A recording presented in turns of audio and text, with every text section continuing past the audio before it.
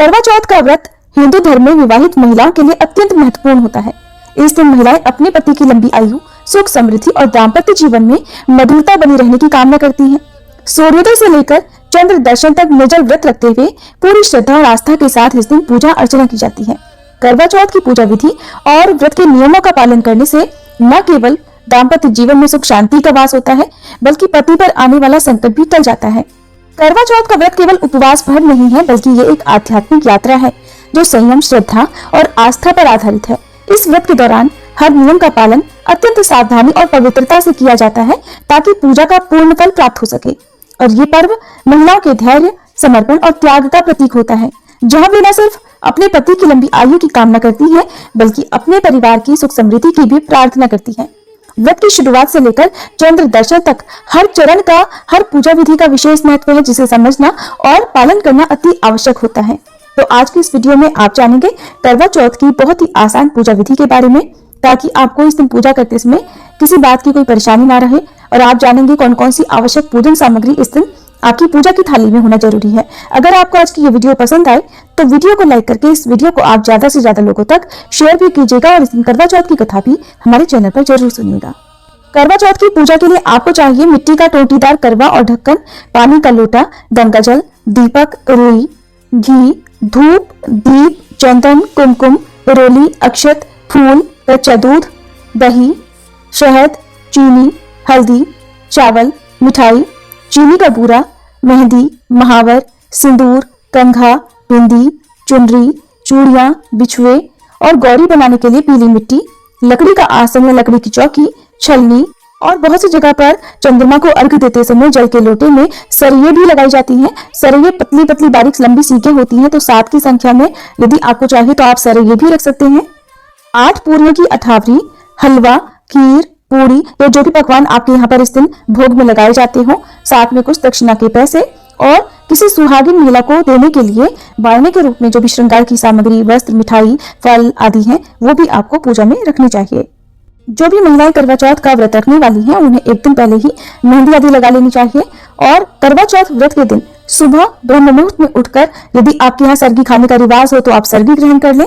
फिर व्रत के दिन प्रातःकाल स्नान करने के बाद साफ स्वच्छ लाल रंग के वस्त्र धारण करके और श्रृंगार करके आप संकल्प बोलकर करवा चौथ व्रत का आरंभ करें। मंत्र है मम सुख सौभाग्य पुत्र पौत्रादि सो स्थिर श्री प्राप्त करक चतुर्थी व्रतम अहम करिष्ये। आप ऊपर स्क्रीन पर देखकर भी इस मंत्र को पढ़ सकते हैं। संकल्प लेते समय अपने हाथ में आप पुष्प, जल और अक्षत रखें, और संकल्प लेने के बाद आप इनको माता पार्वती के श्री चरणों में अर्पित कर दें। इसके बाद आप विधि विधान से पूजा करें, धूप दीप जलाएं। भगवान श्री गणेश जी की पूजा से कोई भी व्रत या कोई भी पूजा प्रारंभ की जाती है। भगवान गणेश जी की पूजा भी इस दिन विशेष रूप से करें, क्योंकि कार्तिक मास के कृष्ण पक्ष की ये संकष्टी चतुर्थी है, और इस दिन माताएं अपनी संतान की दीर्घायु के लिए भी व्रत रखती हैं। करवा माता की पूजा करें, और यदि हो सके तो सुबह के समय भी आप कथा पढ़ सकती हैं, नहीं तो शाम के समय मुख्य रूप से कथा पढ़ी या सुनी जाती है। सुबह के समय आप साधारण विधि से व्रत प्रारंभ कर सकती हैं।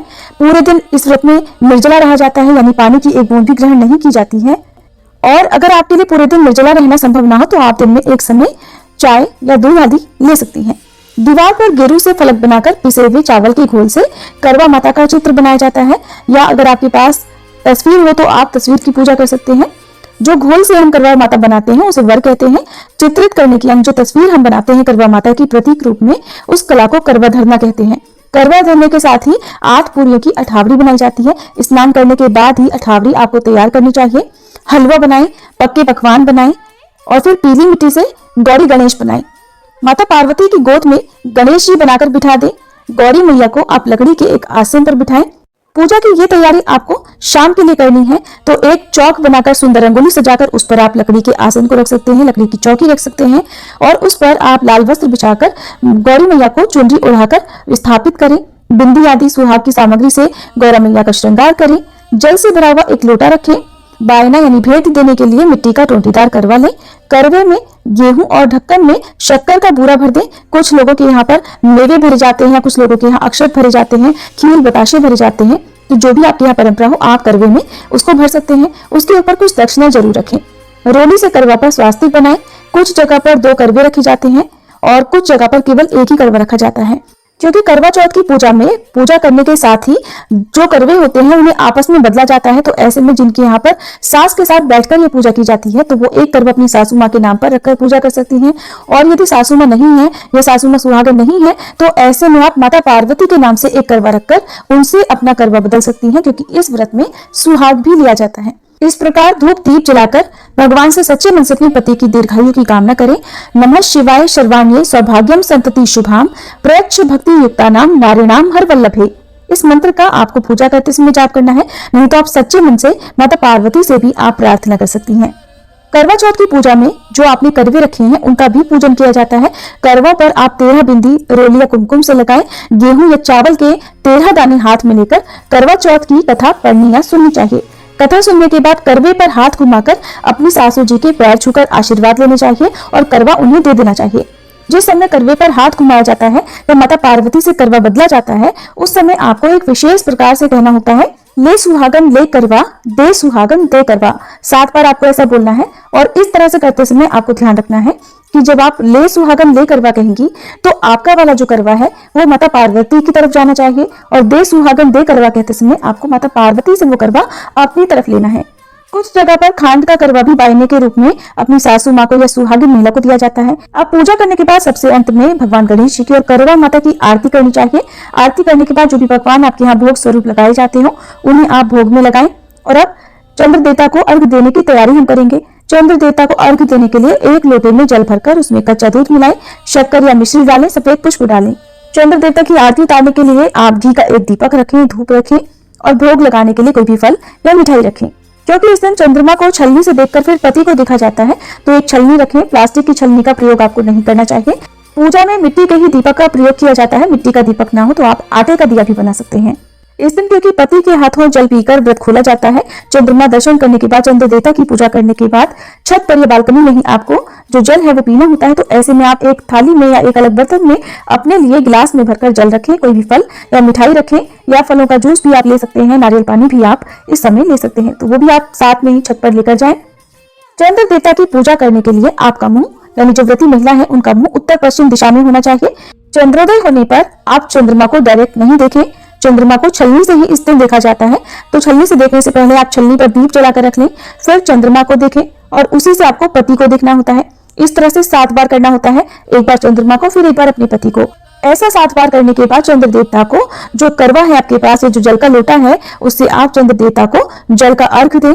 जो सरैये या जो सतिये आपके पास होते हैं उन्हें आप एक एक करके गिराएं। जिनके यहाँ पर सरैये यूज नहीं किए जाते हो वो डायरेक्ट अर्घ भी दे सकते हैं।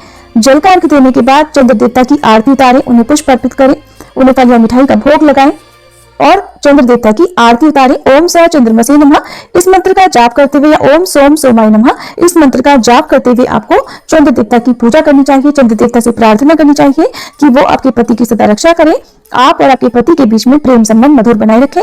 और इस तरह से कामना करने के बाद आप अपने पति का पूजन करें, पति को तिलक लगाएं, अक्षत लगाएं, पुष्प अर्पित करें, पति के पैर छुएं और फिर पति को आप गिलास या लोटे से जल पिलाएं, उन्हें मिठाई खिलाएं और उसके बाद उन्हीं के हाथों से आप जल और मिठाई खाकर अपने व्रत का पारणा करें यानी व्रत खोलें। जो दीप आपने चंद्र देवता की पूजा में जलाया है उसे वहीं आपको छत पर ही जलता हुआ छोड़ देना है। और जो मिट्टी का करवा आपने चंद्र देवता को अर्घ देने के लिए प्रयोग किया है, अगर मिट्टी का करवा है तो आप उसे विसर्जन कर देंगे। विसर्जन हमेशा अगले दिन ही किया जाता है। पति के हाथों जल पीने के बाद आप शुद्ध सात्विक पकवान ग्रहण करके अपना व्रत खोल सकते हैं यानी अन्न ग्रहण कर सकते हैं। अब आप कुछ खास उपाय भी इस दिन कर सकती हैं, जैसे कि करवा चौथ के दिन पति पत्नी को सुबह शिवलिंग पर बेलपत्र और माता पार्वती जी को लाल पुष्प चढ़ाने चाहिए। इस दिन आप शिव पार्वती जी का गठबंधन भी कर सकते हैं। ऐसा करने से वैवाहिक जीवन में अगर परेशानियां चल रही हो तो वो बहुत हद तक कम हो जाती हैं। यदि पति पत्नी साथ न कर पाए पूजा तो कोई एक भी कर सकते हैं। सर्गी ग्रहण करते समय महिला का मुंह दक्षिण पूर्व दिशा में होना चाहिए। वास्तु के अनुसार पूर्व दिशा को सूर्य ग्रह की दिशा माना जाता है और दक्षिण दिशा के स्वामी यमराज होते हैं। जो भी भेंट स्वरूप बायना आपने निकाला है वो आप व्रत का पारण करने से पहले ही किसी सुहागिन महिला को दे दें। यदि आपके घर में कोई सुहागिन महिला नहीं है या आप अपनी ससुराल से दूर रहती हैं तो आप उस बायने को भेंट स्वरूप निकाल कर भी रख सकती हैं और बाद में आप समय आने पर जब भी अवसर आपको मिलता है तब आप उस सामग्री को दे सकती हैं। यदि आपके आसपास कोई भी ऐसी महिला ना हो या आप ससुराल में भी ना भिजवा पाए तो आप किसी भी गरीब सुहागिन महिला को ये भेंट स्वरूप बायना दे सकती हैं। लेकिन ध्यान ये रखना होता है जिन्हें आप एक बार ये सामग्री देती हैं कोशिश करनी चाहिए कि हर साल आप उन्हीं को ये बायना दें। तो ये थी आज की वीडियो। इस बारे में और अधिक जानने के लिए या कौन कौन से ऐसे नियम हैं या कौन कौन सी कथाएं हैं, ये जानने के लिए आप हमारे चैनल पर इस दिन अपलोड होने वाली बाकी वीडियोस को भी जरूर देखिएगा। जानकारी अगर अच्छी लगी हो तो वीडियो को लाइक और शेयर करना मत भूलिएगा।